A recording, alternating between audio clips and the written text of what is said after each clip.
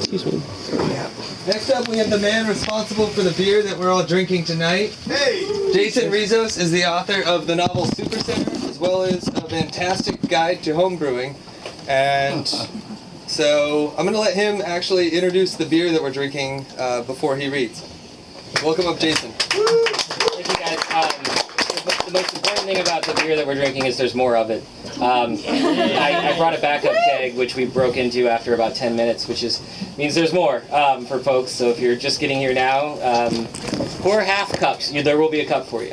A half cup. All right, let me dig in. This is a story I call The Rabbits. It's an excerpt from my novel I'm working on that's just now completed. The main character is unemployed. Has anyone here ever been unemployed?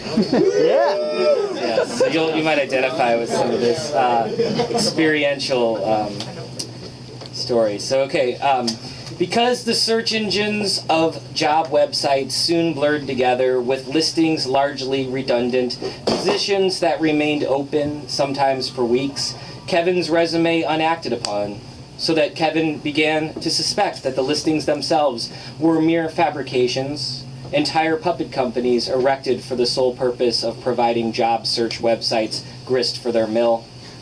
After all, the titles Experienced Support Technician or Managing Operations Specialist connoted nothing. And the descriptions read like a mosaic of keyword searches and contextless jargon cribbed from the mission statements of random corporations and consulting firms.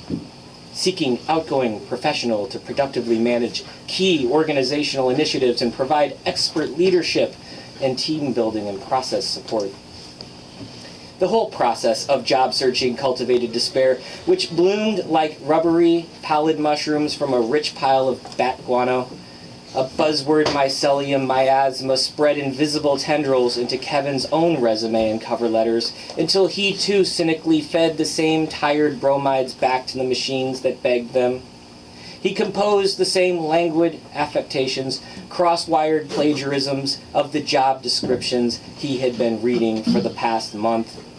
All these jobs looked alike, and Kevin wondered if this was a symptom of his inability to navigate the websites, his paucity of skills, skilllessness that begat skilllessness that begat skilllessness.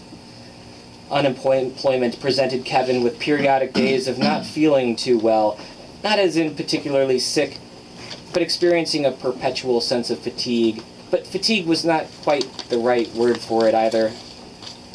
But all this job searching was quickly derailed before Kevin could commit, because now his roommate Patrick once more was distracting him with this languishing film project of his. Kevin always agreed to help when these occasions came around, mostly out of guilt and obligation, having inferred he would help in the past. The project had been described as a feature-length documentary, chronicling Patrick's own approximation of the United States' economic decline.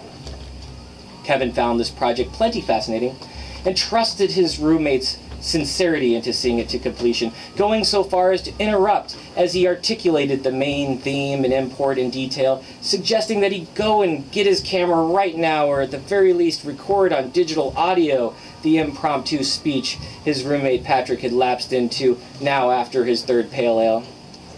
But his roommate demurred, insisting something first be done with the acoustics in the room if they were to indeed use this living room for the interviews. But honestly, better venues could be had, perhaps somewhere on the university campus, for instance. A new boom microphone, for one, or at least figure out the settings on the built-in stereo mic, which had an XLR cable that he wasn't quite sure where he had placed. He hadn't seen it in a while, and he might have left it at the fair when he was filming some fireworks as B-roll. As was often the case when serious conversations about breaking ground on this film project, Kevin's attempts at initiative, just getting the ball rolling, capturing some dialogue, sketching a simple outline, or creating a list of interviewees, for instance, were waved off by his roommate, who insisted that before any of this take place, an increasingly baroque list of requirements be met. Patrick rattled off a long equipment requisition, the most expensive of which was a studio lighting kit, boom microphone with 30-foot XLR cable, having now proven the other missing, a bell for signaling the beginning and the end of a take, a computer for editing, software for editing, and a dozen or so high-definition digital video chips.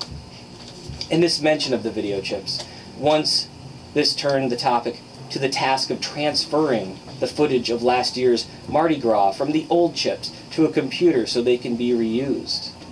The annual pre-Fat Tuesday parade, Patrick had pleasantly discovered that polite society considered asking a girl to present her breasts for a pair of 2-cent beads perverse, but asking her to do so on camera, standard operating procedure. At the end of the weekend, Patrick was remembered as stating with a false piety, "Of this matter of breasts, dare say I've seen them all." And upon mention of the never-to-be-erased Mardi Gras footage, the conversation once more turned to Patrick asking if Kevin could move the video to his own computer. This gave Kevin a sudden feeling of déjà vu, this being a destination talk of the documentary he had often landed in the past. Kevin reminded his roommate once more that his computer did not have the required interface port to link up with his camera, at which point Patrick rose from his seat, left the room to dig into his closet despite Kevin's protestations, and retrieved the required cable. And Kevin once again exhaustively explained to Patrick that a cable is not the same thing as a port, that there was no place to plug that into his computer. No, Kevin thought, not this again. Kevin realized that his case of déjà vu was in fact déjà vu of having déjà vu, because they had this very same conversation regarding this film on at least 2 prior occasions that had both sparked a sense of déjà vu before, and possibly one other time before that. He began to see himself for the first time as what he truly was, an out-of-work, skillless, liberal arts major suffering from delusions of grandeur related to a film project functionally moving from step 0 to 1 and back again. "You know what this movie is for you?" Kevin said at last. "You don't want to make a movie at all. You want to talk about making a movie. That's your fascination. And if you're ever going to make a movie, it would just be a movie of you talking about making the movie that you're going to make. And if we could find another auteur as lackadaisical as yourself, he could make a documentary about the making of your documentary. And then perhaps another layer of talking about it. Who knows, we could assemble a feature-length presentation of 5-minute false starts by 18 different directors." Patrick moved his finger around and whispered slightly, attempting to assemble this puzzling concept. "All this time, I've played George to your Lenny. Tell me about the rabbits, George," Lenny says. "What was it? Mice and Men. Of Mice and Men. That's the one." And George gets it. He gets it that this poor sap isn't ever going to start up any rabbit farm, which is better insight than I can say of myself. So George tells him about the rabbits. "Yeah, that's what I'm going to call this movie from now on, since you can't even arrive at a title. The Rabbits." "Wasn't George retarded?" Patrick asked. Thank you.